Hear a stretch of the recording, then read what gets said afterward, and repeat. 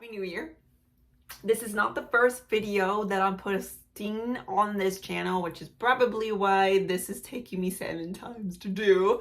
I have 4 videos up here and I wanted to post more content last year. I started this channel at the beginning of last year, but we moved to South Texas and that was quite the event. It was a lot of processing, settling, getting into our daily rhythm, plugged in immediately at our church, local church. And so then whenever there was any time that I had for myself, I would do some scrapbooking because scrapbooking is just a lot of fun. Not that this isn't fun, sharing these videos and these topics. Petite Arrow is going to be about planning. It helps keep my life in order, organized, reminders, because I forget. This is why I'm a planner, because if it wasn't for the pen and paper, I would forget. There's gonna be some topics that I'm just gonna be real with y'all. In my time with the Lord, I have asked him, why do people ask Nathan and I some certain questions, or why do folks say these certain things about Nathan and I, and not in a bad way at all. They're just observations. It's not just one person. It's been multiple people throughout our lives. Whatever he tells me just floods my heart with love, and I just want to share with you because he cares. So the topics that I am going to share, the videos, it's not just because I'm wondering or because I want to say something. It's because it's stuff that has been thought out and I've been writing it down in this notebook here. So I'm trying to put all the thoughts together, all the points, so that these videos can be encouraging, informative, and helpful. And if you just want to watch for fun, then that's cool too. But this first video for the year is going to be about my Bible plan. 3 to 4 people have asked us if we have one and how we go about that. Like, they have asked us within a few amount of days, so that's not a coincidence. So I told Nathan, oh my gosh, I was already thinking about how I wanted to share a Bible plan and if we do one and how we do it. Yes, I have a Bible plan. Nathan has a Bible tracker. I have a digital one. I use the Bible app. I'll put a link down below so you could go straight to it. And Nathan uses a Bible tracker that he checks marks it in. He used to have one printed out that Steven Johnson created. I think we shared this at a young adults conference. I think it was like in the welcome packet, and it was a Bible tracker for you to check mark how many times you read a certain book in the Bible. His is more of a tracker and mine's more of a plan. What I want to read in a certain amount of days. The Bible app has plans. You can read the prophets, the beginning of the Old Testament. You could read just the New Testament. You could read cover to cover, and it will give you scriptures for the day that you could check mark each one. Then it will give you a deadline when you're supposed to be done with that plan. I love it because it gives me reminders. You can opt to not have the app send your phone alerts, reminders, but I suggest that you do. It keeps track how much to read per day to reach your goal, and then it bookmarks your place for you. Like I said, they have many Bible plans, and so if you want to read the Old Testament, if you want to take all year to read the Old Testament, if you want to take all year to read the whole Bible, if you want to read the New Testament this amount of times, it has it all set for you. I started using the Bible app and doing this while I was pregnant, and I started with the New Testament, Matthew through Revelation. Before that, I was just kind of jumping all over the New Testament and reading a certain book X amount of times. Now, there's no judgment on how you start and where you want to start and how much you want to start. Just as long as you start. There's no, oh, that's little. None of that here. Just start. Just start somewhere. No feeling of competition. When someone tells me, oh, I started reading 1 chapter a day, I'm like, yeah, you started. That's the way I see it. With that, I hope that encourages you to just start. In 2019, I challenged myself to read cover to cover. So from Genesis to Revelation. I'm gonna be honest with y'all, that was probably the first time I've ever done that. It took me all year to read the whole Bible, but that's okay. As long as I started and I did it. Yeah, 2020, but I wanted to do it twice. And then I wanted to read Psalms and Proverbs 3 times as well. I love that I started to read Psalms and Proverbs 3 times. It's just completely changed my life. Of course it will, this thing's alive, right? And then in 2022, I took all year to read the Old Testament because I wanted to read the New Testament 5 times. And then towards the end of the year, 3 to 5 times every book of the New Testament add to that. So that's how many times I read the New Testament. And then include Psalms and Proverbs 2 times. So that is what my plans have been for the last years. And the Bible app has helped me keep track of all of that and has helped me reach those goals. Now, my Bible plan for 2023 is to read the New Testament 6 times, which is 60 days.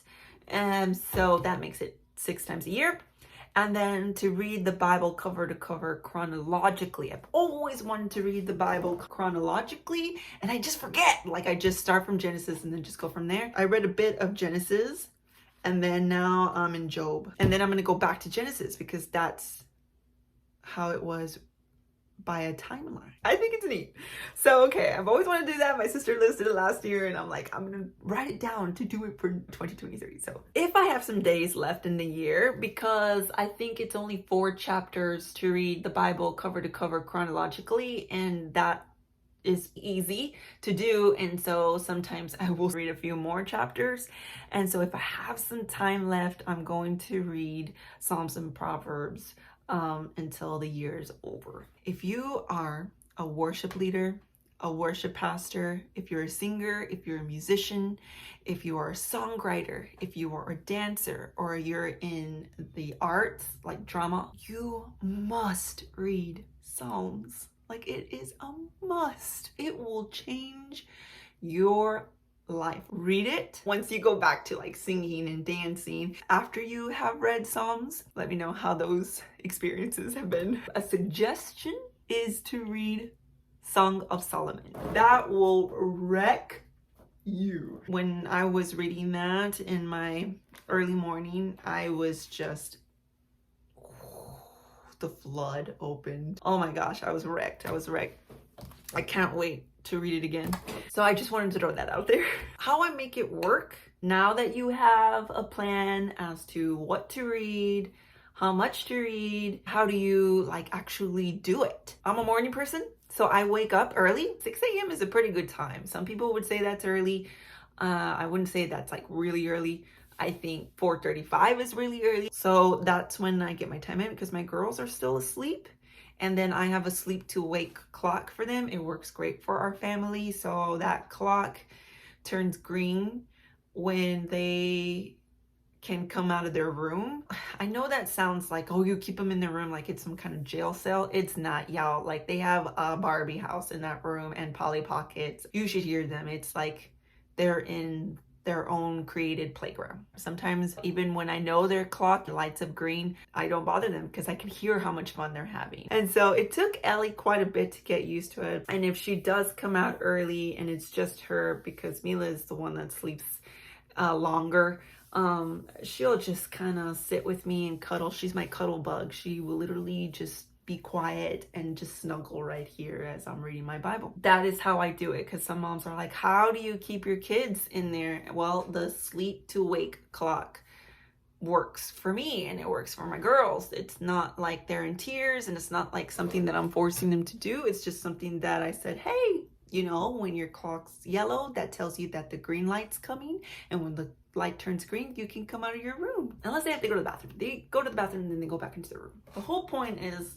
when the clock turns green, everybody kind of just comes out of their rooms and starts the day. It works for us. If you are a night person, when I had them as newborns, I wasn't really a morning person. My mornings were like, is it morning? Is it afternoon? I don't know. When the girls were already in bed, I would be in the living room and I would read and just have worship time. And that's how I did it. If you have a busy house, you know, that doesn't really go down until 9, and you're like, well, you know, I'm tired, I want to go to bed, do it during lunch. When I didn't have little ones and I would get out of work at 6, we would get home at 6:30. By the time I finished cooking and cleaning and getting some chores done, I was so tired. So I ended up reading my Bible during my lunch hour. That was the time that I got to do the plan. Then setting alarms. Put a check box in your planner if you are a planner person. The one that I suggest all the time is to be a part of accountability group or have a accountability person. Me and my husband, we had an accountability group for the year 2020, maybe just for 2 years. There was a group of us and we created this Bible plan. And then like every other week, we would check in through Zoom and just be like, hey, how's it going with your Bible reading? I suggest a group or a person because you have to be honest. You are honest about your progress, you get encouragement. So really quickly, let's just go over it. I use the Bible app to help me with Bible plans. I would suggest you start with what you want to read in a certain amount of days. If you're like, well, I don't know, I know what I want to read, but I don't know if I can do it in this amount of days. And I would suggest starting with the longer plans, like the Old Testament all year or something like that, right? Or the New Testament in 90 days. If you are someone who's, I've been reading my Bible, but I just really want to know more so how much I'm reading, then I would suggest something like the New Testament in 30 days, or they even have a plan where you could read cover to cover in 1 month. I thought about doing that this year for the month of January. I really want to read the Bible chronologically, so let's start with that. So that's what I did instead. Number 2, set a time of when you're going to do that. Set a time on your phone to give you reminders so you have an appointment to do this. So there will be that block of time in your day. Number 3, find someone or group that will help you accountable to this goal, to this plan that you have. Whatever you need, not whatever you want, whatever you know that you need to help you keep this plan going. That's it, y'all. I hope this was informative.